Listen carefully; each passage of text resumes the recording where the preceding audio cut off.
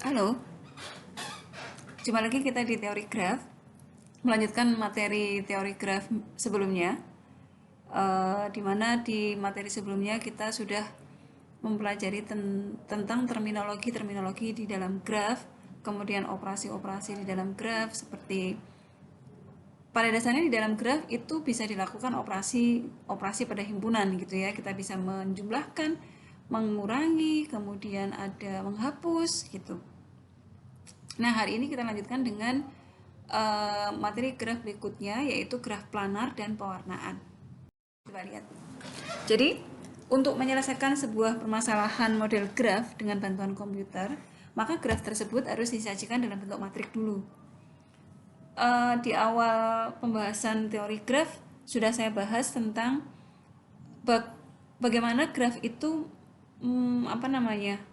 mewakili sebuah persoalan gitu ya. Misalnya jalur terpendek, atau bagaimana kita mengirimkan barang dari satu daerah ke daerah yang lain gitu, jalur tercepat, atau banyak sekali. Nah, tapi itu tidak bisa diselesaikan dengan komputasi kalau bentuknya masih dalam grup graf. Nah, kalau kita mau menyajikan dalam bentuk atau menyelesaikan persoalan graf itu dengan komputer, artinya kita membuat programnya gitu ya, maka kita perlu datanya dulu, dan datanya itu disajikan dalam bentuk matrik. Nah, matrik-matrik yang dapat menyajikan model graf antara lain adalah matrik adjasensi dan matrik insidensi. Oke, matrik adjasensi itu adalah matrik yang baik baris maupun kolomnya itu berisi vertex atau titik atau node yang ada di dalam matrik tersebut. Jadi contohnya nih, kita punya graf. Graf ini mempunyai 5 titik, yaitu V1, V2, V3, V4, V5. Kemudian antara satu titik dengan titik yang lain dihubungkan garis. Ada E1, E2, E3, E4, E5, E6, E7 gitu ya. Nah, kemudian matrik adjasensinya seperti apa? Matrik adjasensinya itu adalah kalau antara dua vertex tadi, misalnya V1 dengan V yang lain gitu ya, itu ada garis yang menghubungkan langsung, maka di dalam matriknya kita isi angka 1. Kalau tidak ada, kita isi 0. Jadi contohnya nih, di graf ini terlihat titik 1 atau V1 itu punya 4 garis yang menempel pada dirinya. 1, 2, 3, 4 gitu ya. Nah, kalau kita lihat di matriknya juga sama. Di V1, baris V1 itu ada 4 garis, 1, 2, 3, 4. Di kolomnya juga sama, ada 1, 2, 3, 4. Yang 0 adalah dari V1 ke V1. Karena memang dari V1 ke dirinya sendiri tidak ada loop atau tidak ada gelang. Gitu ya. V2 garisnya cuma 2, yaitu ke V1 sama V3. Sehingga angka satunya hanya ada di V1 dan V3. Di V yang lain 0. Demikian juga V3. V3 itu punya garis yang menghubungkan ke V2, V1, V4, dan V5 ke semua titik. Kecuali dirinya sendiri kayak V1 tadi ya. Tuh. Nah, seperti ini. Ini adalah matrik adjasensi. Oke, matriknya adalah menunjukkan hubungan antara satu. Nah, satunya ada matrik insidensi. Kalau matrik insidensi ini menunjukkan hubungan antara garis dengan titik, antara titik dengan garis gitu.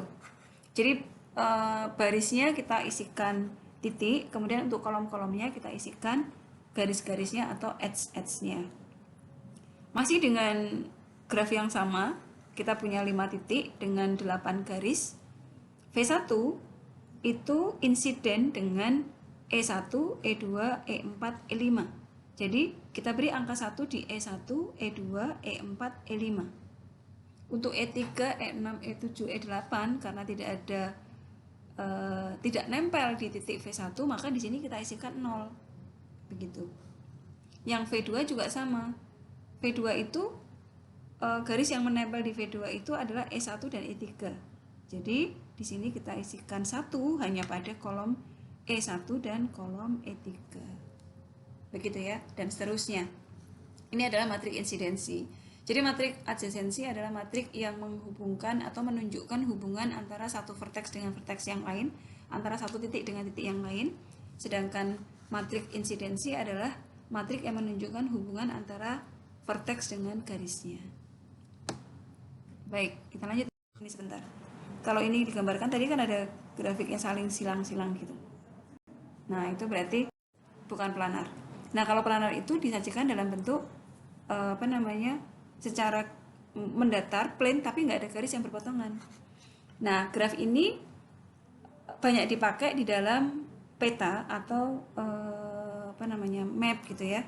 Jadi itu adalah aplikasi dari planar. Kenapa? Karena di dalam peta itu kan kita untuk membedakan satu daerah yang lain, misalnya ada warna gitu. Oke, contoh planar. Contoh graf planar seperti ini. Ini graf biasa nih, bukan planar ya. Misalnya kita punya graf seperti ini. Kita punya graf seperti ini. Lalu kan ada berpotongan nih, ada 4 titik dengan 6 garis. Nah, kalau misalnya graf ini bisa kita sajikan tanpa ada garis yang memotong, maka dia planar, termasuk graf planar. Sekarang kita coba tulis ulang. Ini titik A, B, C, D. Terus garis penghubungnya kita sudah tulis ya, ini A, B, C, D, ada garis-garisnya sudah. Tinggal yang dari A ke C ini. Kemudian dari B ke D. Kalau kita bisa menyajikan tanpa memotong di sini, jadi kita menggokkan di sini, yang penting ada garis menghubungkan B ke D, dan ternyata bisa, maka ini adalah planar. Jadi graf ini adalah graf planar karena dia bisa disajikan dalam bentuk lain, yaitu dengan cara tidak menunjukkan ada garis yang berpotongan. Kalau yang tidak planar seperti apa? Ini contoh tidak planar. Saya mencoba menulis ulang, kita akan coba menulis ulang graf ini. Kita coba sajikan dalam bentuk berbagai cara. Bisa nggak sih tidak berpotongan?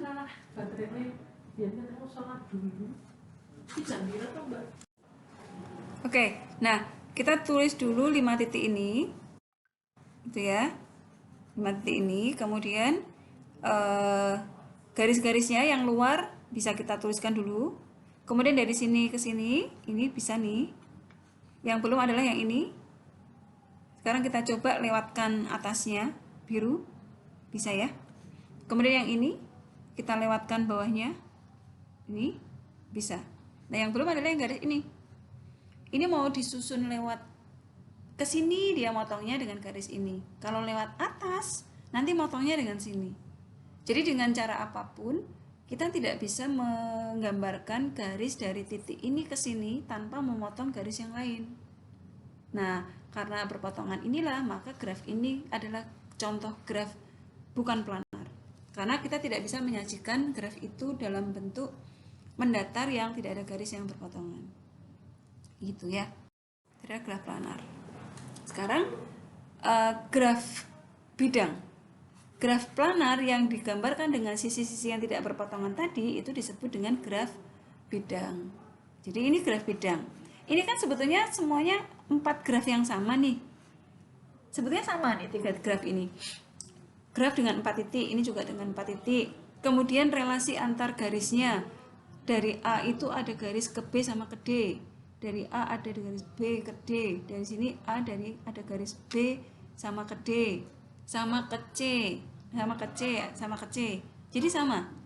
Jadi tiga-tiganya adalah satu graf yang sama, tetapi kalau ini disajikan biasa, ini disajikan dalam bentuk mendatar, plain, planar, makanya ini juga sama, planar. Nah, jadi grafik B dan C ini karena graf bisa disajikan dalam bentuk yang tidak berpotongan, ini disebut graf bidang. Ketiganya adalah graf planar, tapi yang graf bidang ini seperti yang B sama C. Karena kalau ini kan disajikan masih ada garis yang berpotongan ya. Kalau ini tidak. Gitu. Tapi ketiga graf ini adalah satu graf yang sama. Oke. Nah, sekarang sambil menuju ke pewarnaan graf. Jadi ada rumus untuk menghitung berapakah warna atau titik atau area yang bisa kita tentukan gitu ya dalam membagi sebuah wilayah. Tujuannya supaya apa? Tujuannya supaya misalnya kita mau mewarnai sebuah peta. Di dalam peta itu ada 27 area misalnya. Di Indonesia misalnya ya. Di Pulau Jawa itu ada, bukan provinsi, misalnya daerah deh. Nah, untuk menunjukkan bahwa daerah satu dengan daerah yang lain itu wilayah yang berbeda, maka biasanya di dalam peta itu dibuat warna yang berbeda.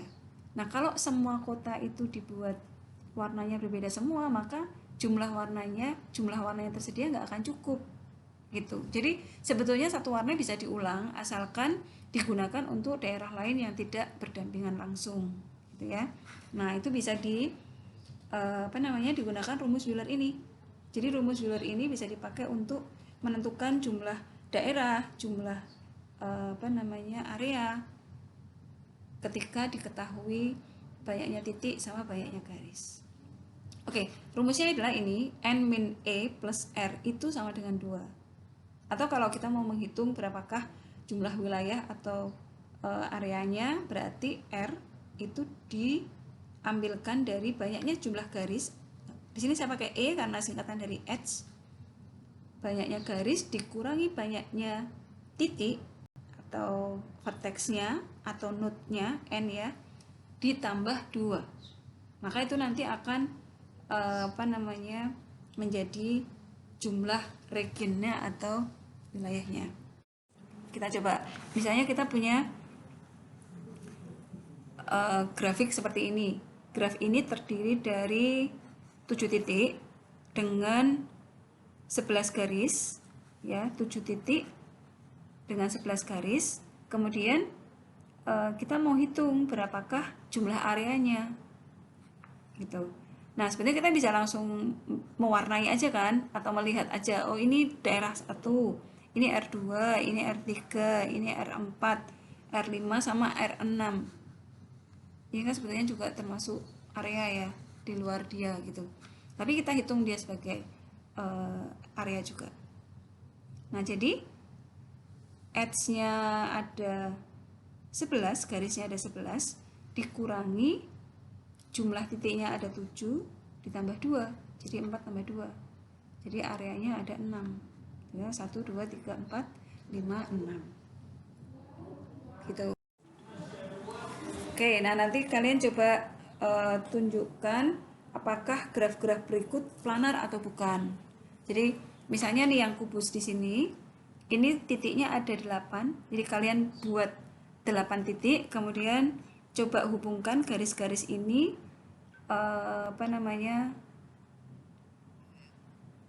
ke dalam titik-titik tadi. Titiknya sembarang, misalnya kita membuatnya titiknya seperti ini contoh aja ya. 1 2 3 4. Lalu titik yang 4 lagi ada di luar begini, boleh. Sembarang. Mau dibuat dalam garis-garis juga boleh. Misalnya gini ya. Sini garis. Ini. Nanti kalian ketika mencoba itu dikasih nama biar nggak lupa. Jadi misalnya ini A, B, C, D, E, F, G, H misalnya gitu ya. Nah, nanti untuk supaya nggak lupa garis yang sudah saya hubungkan itu melalui titik apa gitu. Nah, ini kan sebetulnya sama nih dengan graf ini. Nah, karena bisa disajikan dalam bentuk mendatar dan tidak ada garis yang berpotongan, maka graf ini adalah planar. Sekarang nanti tugas kalian adalah membuktikan yang Oke, sekarang kita lanjutkan dengan pewarnaan graf atau mapping, coloring, graph coloring. Pewarnaan graf adalah pemberian warna. Jadi bagaimana kita memberi warna pada titik-titik di dalam graf. Jadi yang diberi warna itu titiknya. Pada implementasinya titik itu nanti mewakili area atau region. Nah, pemberian warna pada titik-titik graf di mana dua buah titik yang berdampingan itu tidak boleh punya warna yang sama. Nah, berdampingan itu kalau disajikan dalam bentuk graf, dia berarti ada garis hubung langsung. Ya, dan ini salah satu terapan yang penting dalam mewarnai peta. Misalnya seperti ini nih. Kita punya area yang kalau kita bagi-bagi itu areanya menjadi seperti ini. Nah, kita mau kasih warna, kalau baru 8 aja sih mungkin warnanya masih cukup ya. 54 juga masih cukup gitu. Tapi ini kan mau kita aplikasikan ke titik yang lebih banyak gitu. Nah, untuk menggunakan pewarnaan graf, area ini kita wakili titik. Jadi ini saya gambarkan dengan titik-titik merah seperti ini ya. Jadi setiap daerahnya saya kasih warna, saya kasih titik-titik sini satu-satu. Lalu kemudian dari titik itu, kalau dia berdampingan langsung, misalnya seperti ini. Ini area 1 dan area 5 itu kan jejer langsung nih, berarti nanti ada garis yang menghubungkan garis titik sini sama titik sini. Area 1 itu berarti dia nempel sama 5 dan 2. Jadi nanti di sini dia garis yang nempel di titik tersebut. Jadi kalau ini degree-nya 4, derajatnya 4. Ini derajatnya 3, ini 5, ini 5, ini 3, 3, 4, 3. Ini kita urutkan. Lalu kita gunakan satu warna untuk mewarnai titik pertama, titik dengan degree paling tinggi. Dan titik-titik lain yang tidak bertetangga dengan titik pertama tadi. Terus lanjutkan dengan warna berikutnya sampai akhirnya semua titik terwarnai. Jadi misalnya gini, yang paling tinggi itu kan titik dengan degree 5 ya. Jadi ini degree-nya 5, ini 5, ini 4. Jadi yang 5 kita, ini saya kasih warna nih. Ini degree-nya 4, degree-nya 3, degree-nya 5, 5. Nah, yang paling tinggi kita kasih warna dulu. Misalnya kita kasih warna merah. Jadi kalau ini merah, maka merah bisa dikasihkan ke titik yang lain tapi yang nggak nyambung sama dia. Sini yang nggak nyambung sama dia mana? Yang lain nyambung ya, ini enggak. Jadi kita kasih warna di sini merah. Dah. Ini nggak bisa. Ini sebetulnya bisa, tapi setelah merah di sini ini jadi nggak bisa ya. Berikutnya, ada yang 5 lagi nggak? Nggak ada. Kita turunkan. Ada, ini 5. Berarti ini kita kasih warna kuning misalnya. Yang bisa kuning lagi mana? Sini. Atau sini tadi ya.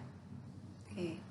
Terus kita cek lagi 4 sekarang. Ini misalnya hijau. Yang hijau lagi bisa mana? Sini. Nah, udah hijau, terus sekarang biru. Ini biru, ini biru. Jadi jumlah warnanya ada 4. Jadi kita punya 8 titik, kita bisa pakai 4 warna aja, merah, kuning, hijau, biru. Nah, ini seperti ini.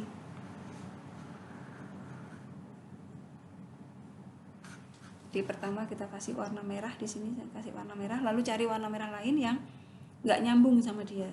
Itu di sini atau di sini. Tadi saya pilih di sini ya. Nah, pilih sini boleh, ini boleh. Intinya adalah jumlah warna yang dihasilkan akan sama, jadi 4 warna minimal gitu ya. Jadi untuk mewarnai peta di atas sedikitnya diperlukan 4 warna minimum. Nah, 4 warna minimum ini, warna minimum ini yang disebut dengan bilangan kromatik. Oke, nah sekarang tugas kalian adalah mencari berapakah bilangan kromatik dari graf-graf berikut. Karena kayak tadi. Oke, ini juga begitu. Dicoba ya. Tugas kumpulkan minggu depan. Ini ada di pabrik kimia. Jadi pabrik kimia itu punya apa namanya, kamar-kamar penyimpanan gitu. Nah, kalau zat kimianya ada 7, apakah kita perlu 7 kamar untuk menyimpan masing-masing zat di dalam kamar yang berbeda? Nah, kalau perusahaannya tidak punya kamar sebanyak itu, berapakah minimal kamar yang diperlukan supaya barang-barang itu bisa disimpan? Karena ada beberapa barang yang kalau dibarengkan itu meledak, misalnya gitu, atau rusak gitu ya. Nah, jadi di sini ada tabel bahwa barang ini nggak boleh disimpan bersama barang ini gitu.